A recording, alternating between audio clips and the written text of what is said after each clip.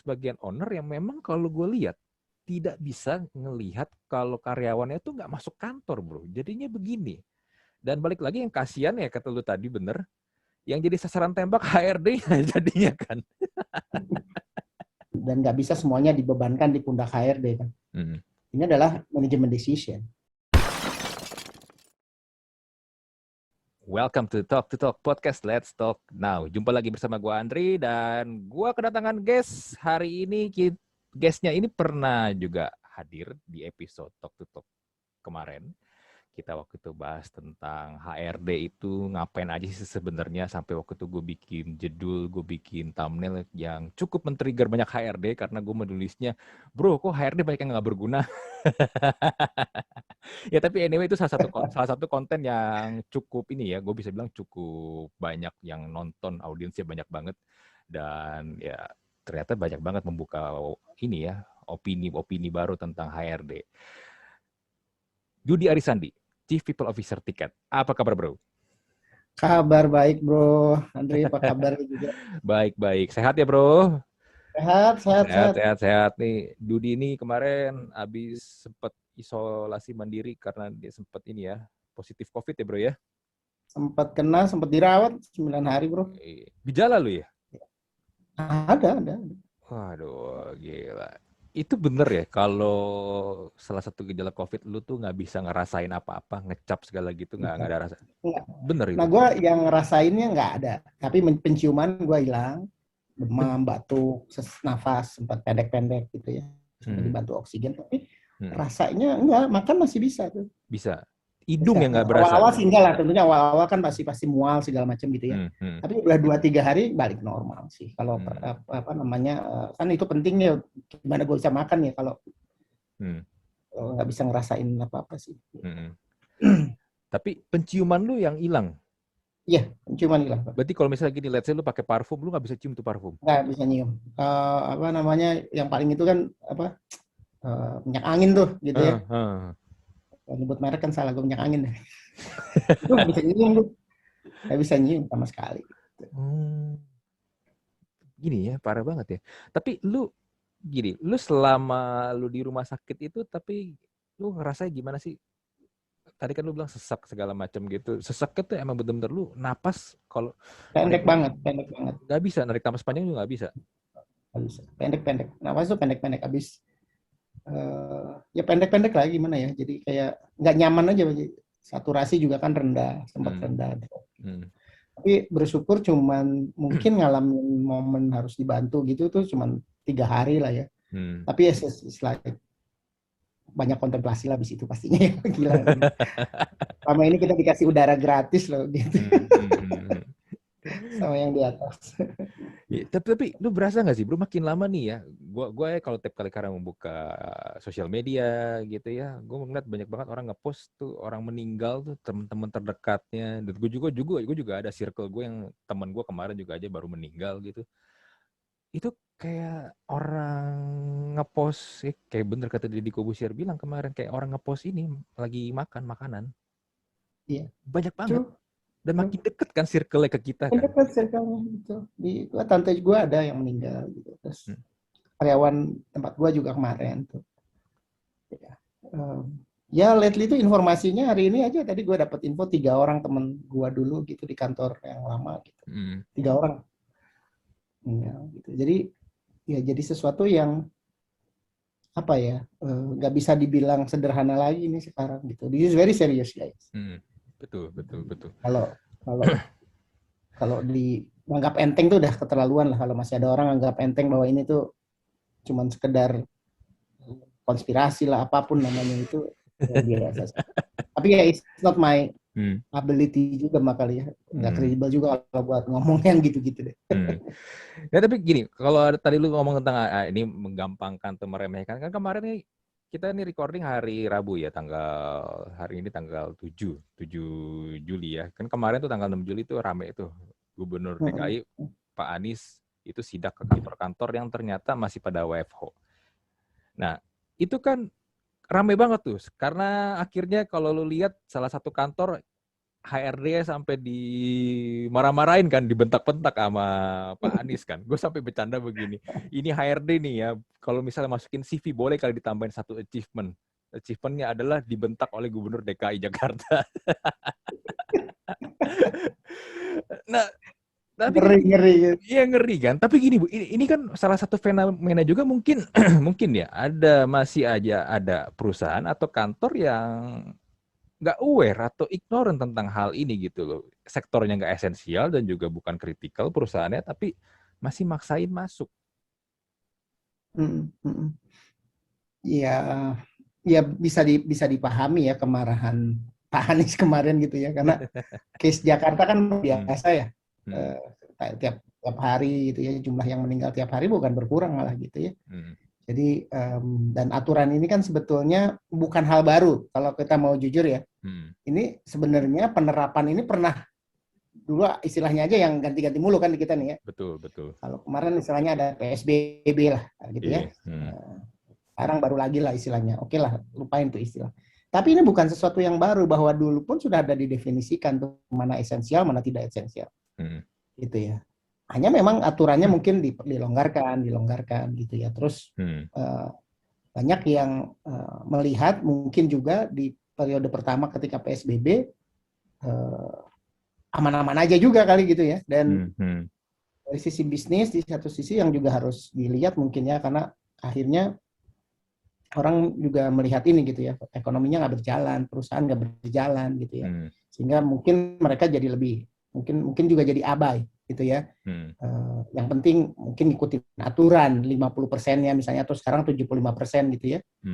Yang non esensial itu harus WFH gitu ya, dan seterusnya gitu. Malah 100% lah yang harusnya apa namanya, yang non esensial WFH itu kan 100% harusnya. Mereka mengambilnya adalah masuk ke kategori dideket-deketin mungkin ya ke esensial gitu ya. Jadi gitu ya. Jadi sehingga kan ada yang begitu, karena ini ada di situ kan ada istilahnya masuk misalnya teknologi gitu. Kan nggak ada definisi itu. Ini juga mungkin harus jelas nih sebenarnya pengambil kebijakan itu mendefinisikan perusahaan teknologi itu maksudnya apa.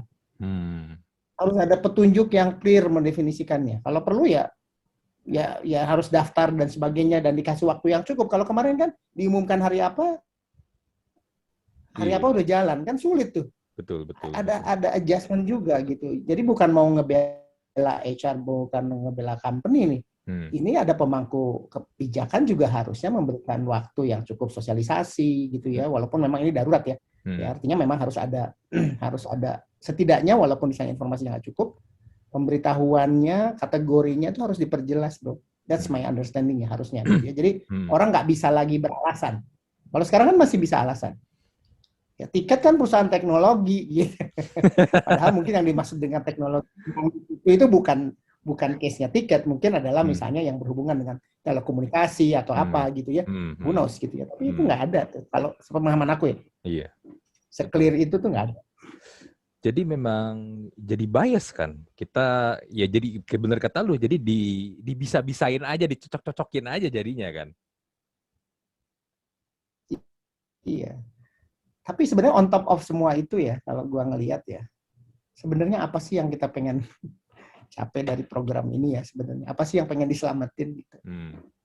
Kan karyawan kita, bro. Iya. Gue sedih sih kalau gue ngerasa ya, kalau kan? gue harus tuker keselamatan kesehatan karyawan gue,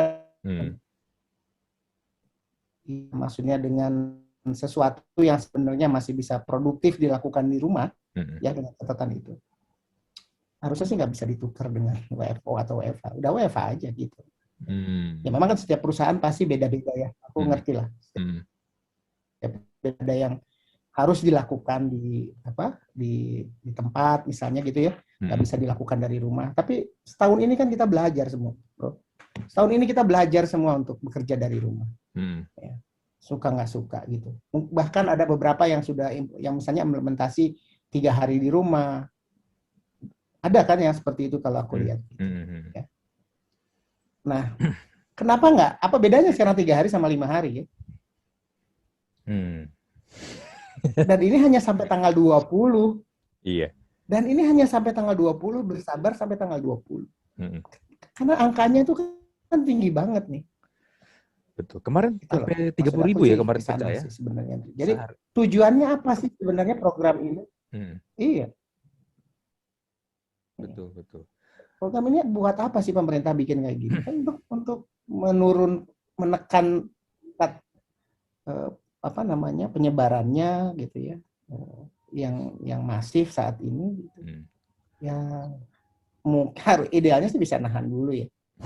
Kecuali yang memang esensial tadi, dan esensial itu kan harusnya udah jelas, harus lebih jelas. Gitu.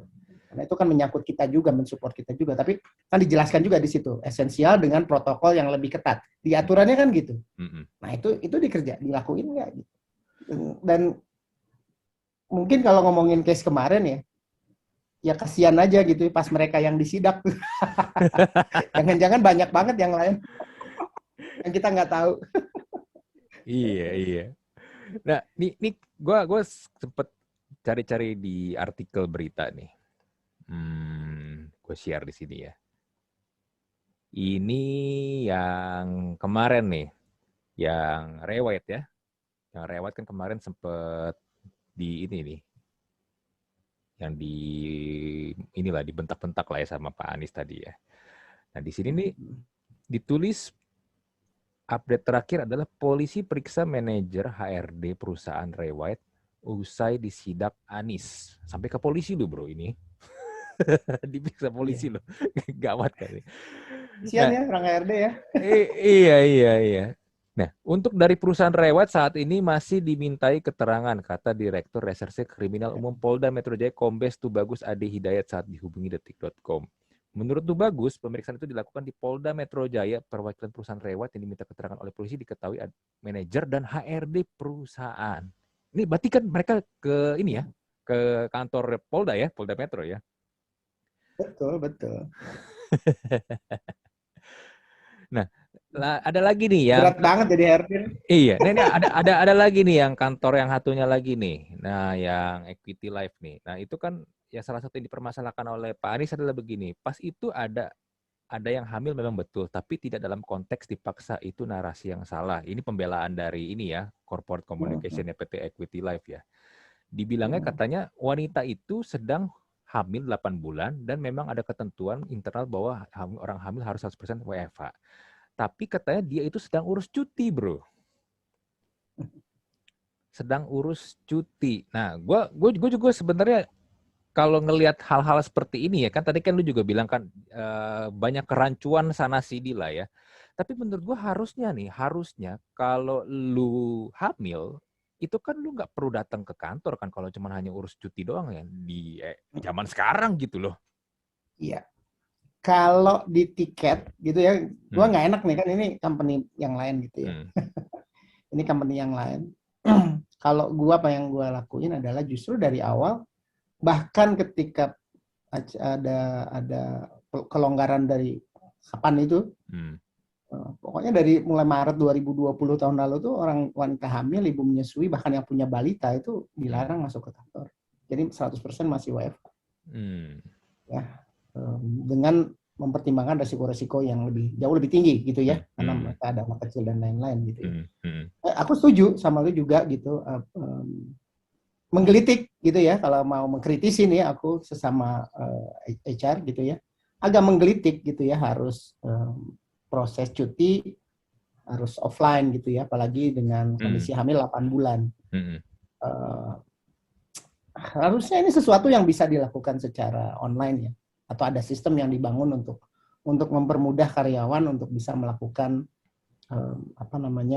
kewajibannya dia lah sebagai karyawan, untuk entah itu cuti, entah itu apa hak-hak yang lain lah gitu ya. Nah, aku sih agak mempertanyakan memang gitu kalau alasannya itu. Tapi kembali lagi mungkin peraturan di perusahaan yang di sana seperti itu. Nah, coba gini bro, kan di satu sisi memang bener lah, gue setuju sama lo, mungkin peraturan yang ditulis dan dipublish ke masyarakat dan ke perusahaan-perusahaan mungkin kurang lengkap informasinya dan kurang jelas, jadi menciptakan banyak persepsi lah. Nah, tapi di satu sisi juga sebenarnya kan kita udah tahu nih kondisi lagi susah, kondisi lagi sedang tinggi-tingginya. Kemarin pun kita udah tembus sehari 30 ribuan kasus yang positif. Masalahnya begini bro, gue lihatnya adalah si owner company ini harusnya bisa dong kasih tahu ke timnya atau mungkin ke HRD-nya. Ya udah kita WFH aja deh, terlepas lu esensial atau enggak ya. Karena gue lihat pun ternyata banyak company-company yang sektor esensial pun juga banyak yang bikin 100% WFH. Kalau tadi kemarin gue lihat banyak yang cerita dan sharing gitu loh. Tapi problemnya mungkin ya kalau yang gue lihat ini ada sebagian orang, sebagian owner yang memang kalau gue lihat tidak bisa ngelihat kalau karyawannya tuh nggak masuk kantor bro. Jadinya begini. Dan balik lagi yang kasihan ya kata lu tadi bener, yang jadi sasaran tembak HRD-nya jadinya kan. Seakan-akan HRD-nya yang salah gitu loh. Iya.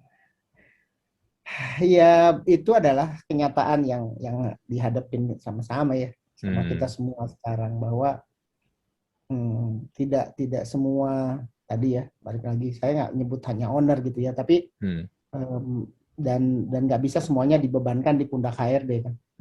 Ini adalah manajemen decision ya HRD ada di dalamnya gitu ya. Itu ada CEO-nya, ada mungkin C-level yang lain, direksi yang lain dan sebagainya gitu ya. Dan balik lagi yang gue tadi bilang di depan, tujuannya kan sebenarnya apa? Mau kalau lu bilang bahwa ini nggak jelas, dari pemerintah nggak jelas gitu, kan bisa kalau kita mau salah-salahan mah gampang. Tujuan kita apa sih di sini gitu? Tujuan kita kan balik lagi kita mau karyawan kita selamat kan gitu ya. Karyawan kita di saat situasi seperti sekarang itu mereka bisa terjaga gitu, terlindungi. Kan itu tujuannya. Faktanya yang kita lihat sekarang gitu ya dari beberapa sosial media gitu ya, media sosial, kemudian dari informasi yang kita baca juga macam-macam kan. Ya, bahkan mungkin ada yang benar-benar non esensial udah 100% juga kita kebetulan nggak didatengin gitu ya. Jadi aman gitu ya. Ya tapi upaya pemerintah untuk melakukan sidak, untuk suruh ada motret gitu ya si Jaki itu kan lewat Jaki it's a good move ya untuk bisa menekan penyebaran COVID. Balik lagi ini bukan untuk membuat, aku yakin niatnya bukan buat membuat perusahaan rugi gitu ya, karena kalau COVID ini lebih lama justru ruginya kita lebih lama, lebih panjang. Ini aja kita panjang banget kan. Betul. Rasanya.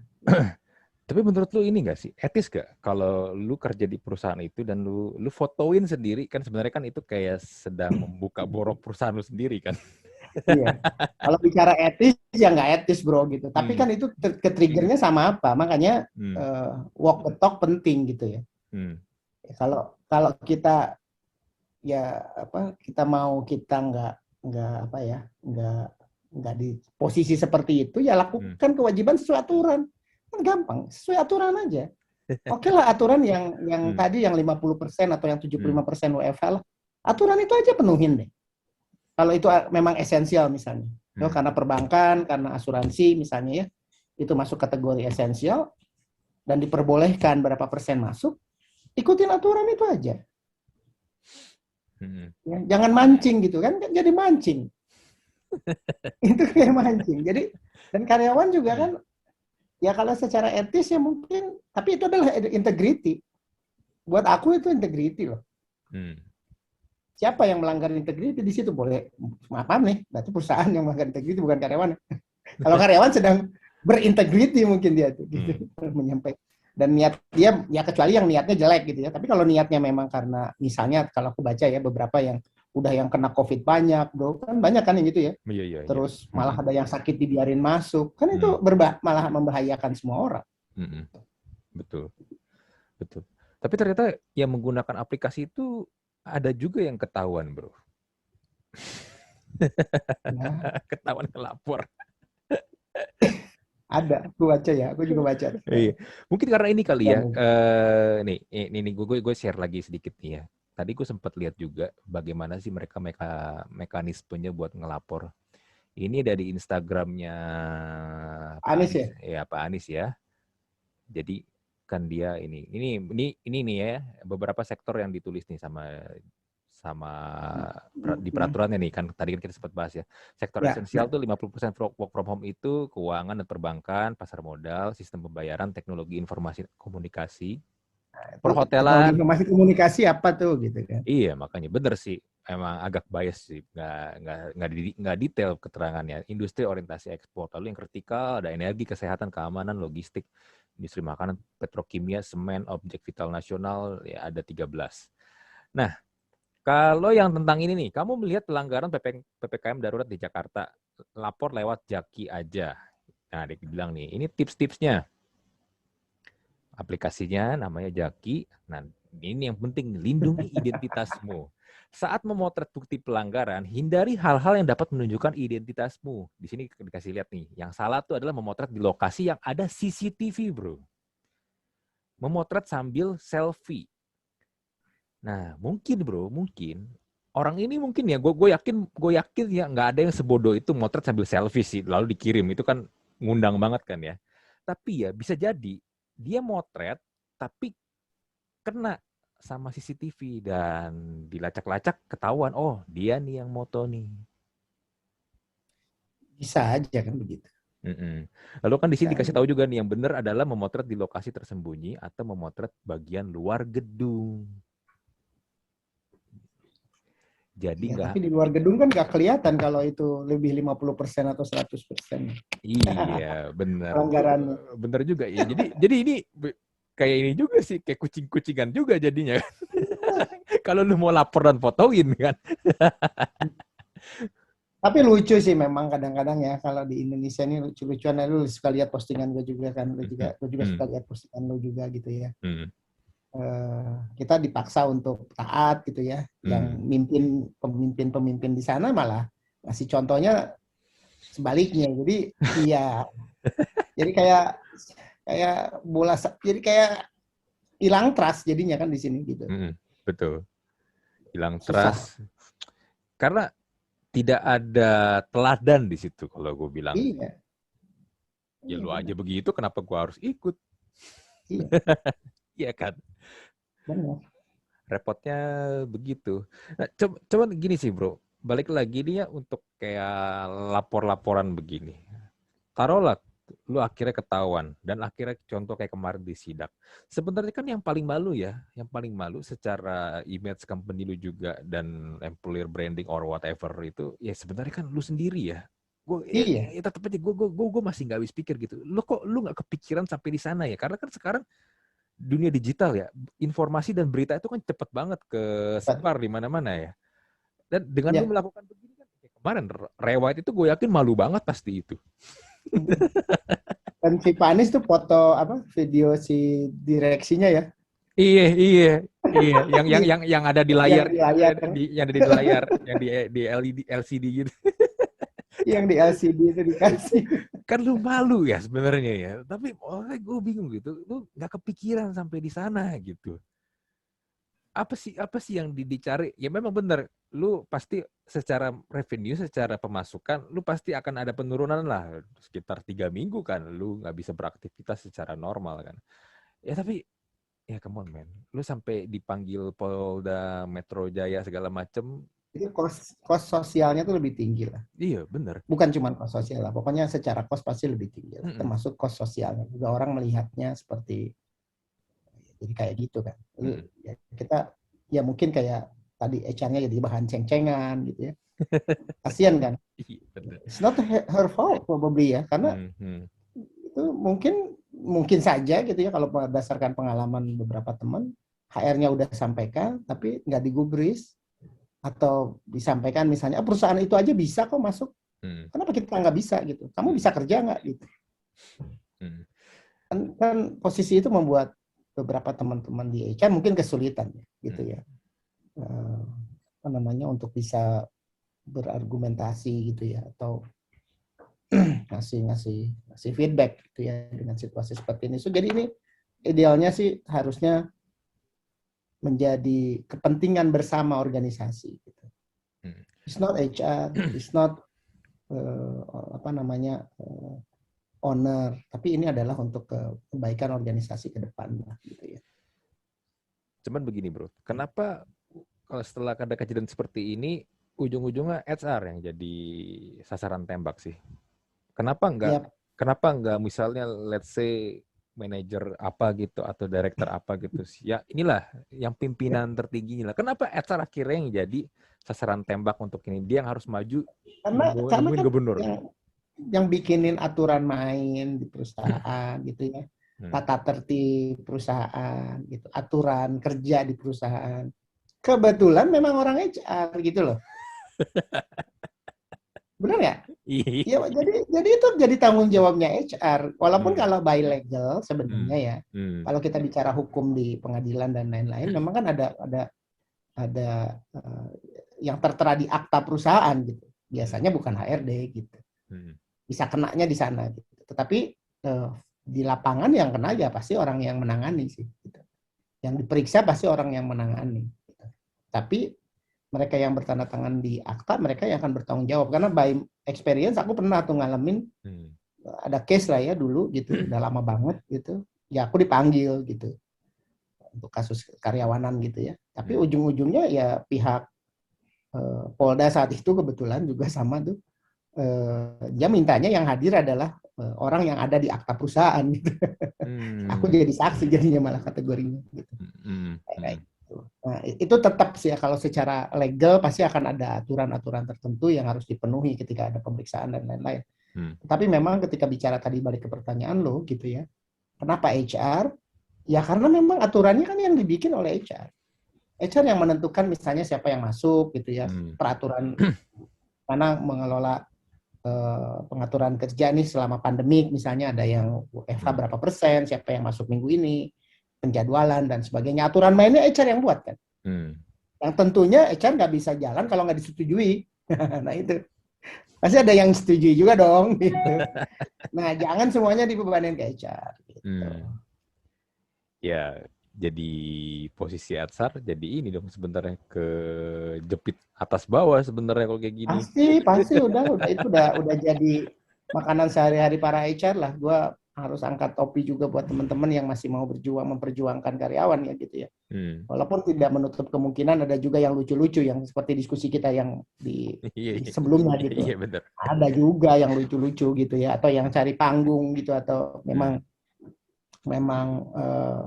bertingkahnya atau melakukan hal-hal yang berlebihan lah gitu ya. Yang justru bukan jadi solutif. Gitu.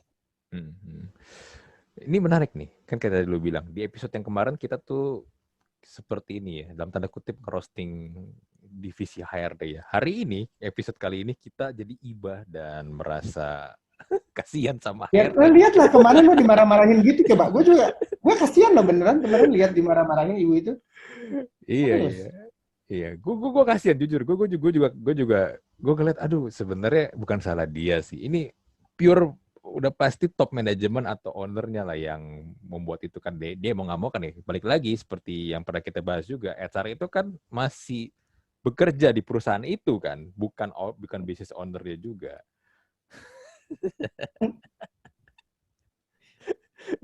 Itu nama itu HR disebut lagi sama Pak Anies, nama ibu siapa? Disebut gitu, luar biasa deh. Jadi terkenal lah itu ibu satu. Ya anyway, gue harapan gue gini sih bro. Kalau misalnya ini masih terus berlanjut kan sebenarnya kan PPKM darurat yang untuk yang kali ini kan juga untuk ingin menekan angka COVID ya. Ya biar nggak sampai kayak kemarin 30.000. Gua hari ini belum tahu nih berapa nih angka update-nya nih. Tapi kalau misalnya masih aja kayak begini-begini terus dan suka nggak suka, klaster kantor itu adalah salah satu kontributor terbesar untuk angka COVID kan. Ya, ini nggak akan ada habisnya, bro. Iya. Dan ini memang harus kembali ke pemerintah ya. What's next-nya itu memang harus jelas karena pelaku usaha juga nggak bisa gini-gini terus, bro. Betul. Ya. Kalau mau jujur, pelaku usaha sejauh ini sudah banyak berkorban gitu dengan pandemik yang sangat panjang ini. Ya, lu bisa lihat gitu ya berapa yang tutup, berapa yang PHK, bisnis gua di travel industry yang hancur gitu ya. banyak lah teman-teman yang lain juga mengalami kesulitan gitu di semua sektor gitu ya dengan panjangnya pandemi kita saat ini gitu. So benar-benar mesti bekerja lebih keras mungkin ya, atau mencari terobosan lain gitu, kayak bagaimana caranya supaya ini nggak berkepanjangan lagi gitu ya, bisa berkurang ya, jangan sampai nanti kita perpanjang lagi dari 20 masuk lagi ke bulan berikutnya lagi. Wah, itu kayaknya nggak, malah akan lebih, orang akhirnya nekat sih, kalau bisa nekat kan, kalau orang udah kesulitan nggak nekat akhirnya gitu. Bener, Nah, bener. dan Karena gue untuk sekarang mungkin ya mestinya semua mencoba untuk bantu lah ya, supaya ikutin aturan main aja deh dulu gitu. Lu lihat gak sih Piala Eropa tuh penonton udah pada masuk ke stadion, rame kan, mereka duduk juga udah berdekatan, nggak pakai masker. Gue kemarin sempet podcast tuh sama temen gue yang emang stay di Jerman, dan dia kebetulan juga dia bekerja sebagai salah satu tenaga kesehatan juga lah, suami istri. Ya dia bilang memang di sana untuk pengendalian angka COVID itu udah boleh dibilang secara sistem udah oke lah. Ada angka yang positif ada, tapi ya langsung ditangani dengan cepat. Dan para tenaga kesehatan ini, apalagi tahun kemarin itu mereka tuh benar-benar kerja keras banget kan. Itu memang sangat-sangat di-appreciate banget sama pemerintah, bro. Dapat reward itu gede banget.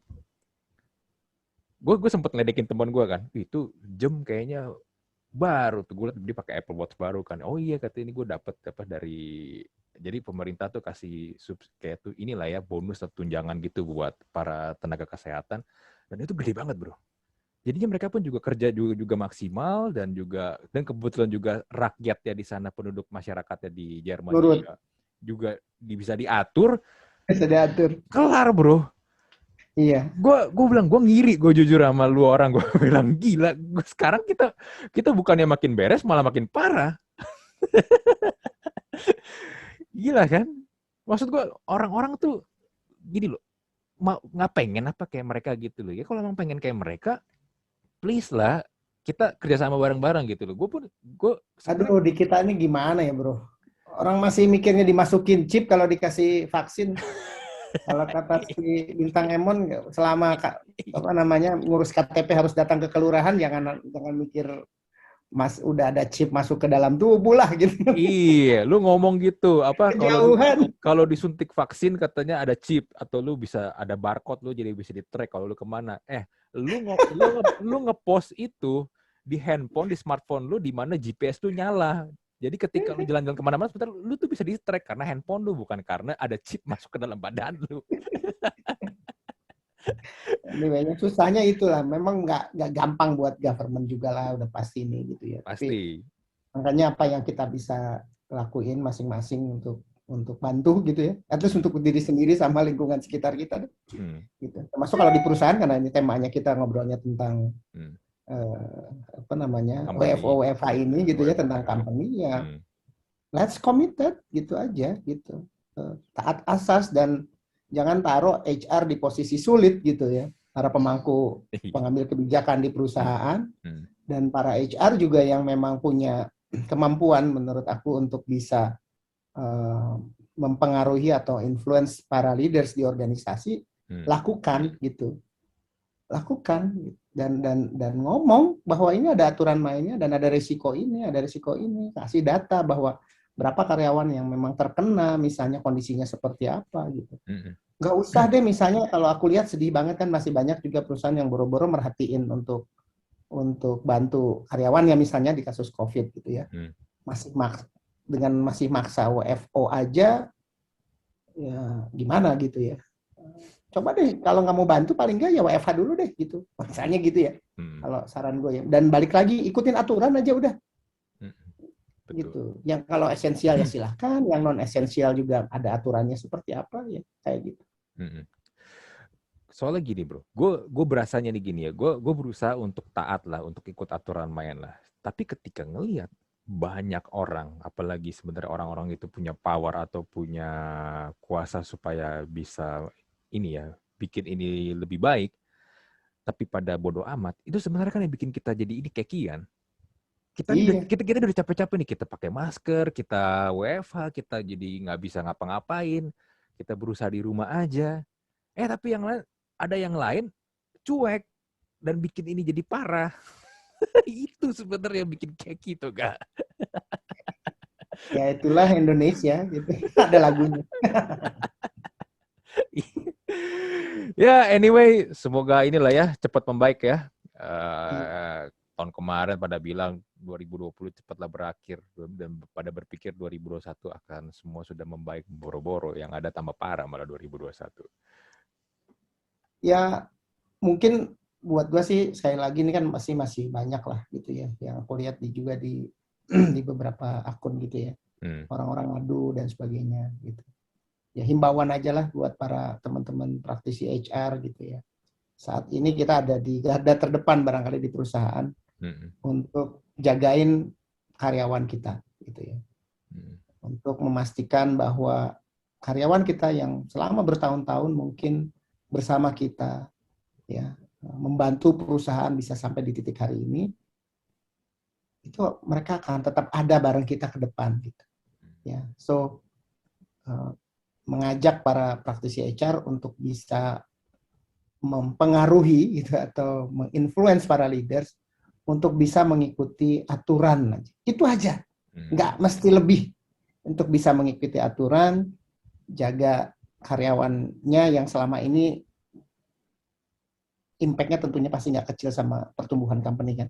Ya, saya pikir itu sih bro yang saya himbau deh. Aku himbau ke teman-teman HR gitu dan tentunya para pengambil keputusan kalau yang dengar gitu ya, yang suka dengerin podcast lu juga pasti ada nih para founder, eksekutif muda gitu. Challenge kita ini di challenge itu justru di situasi sulit ini sebagai leaders. Betul. Gitu. Kita mau pilih mana? Leadership justru diuji ketika lagi ada krisis. Diuji ketika kita ada di situasi seperti sekarang. Betul. Oke bro, setuju banget. Oke bro, kita close lah. Nggak ada habisnya kalau kita ngebahas ini. Anyway, it's nice talking to you bro. Iya, sama-sama bro. Sama-sama. Cepet sehat, cepet berkumpul lagi dengan keluarga ya bro ya. Udah thank you banget. Hampir sebulan ya. Hampir sebulan nih gue nggak balik karena kenanya semua sekeluarga. Betul. Oke deh, kita close episode kali ini. Gua dan Dudi Arisandi mohon pamit. Kita jumpa lagi di episode Talk to Talk berikutnya. Bye.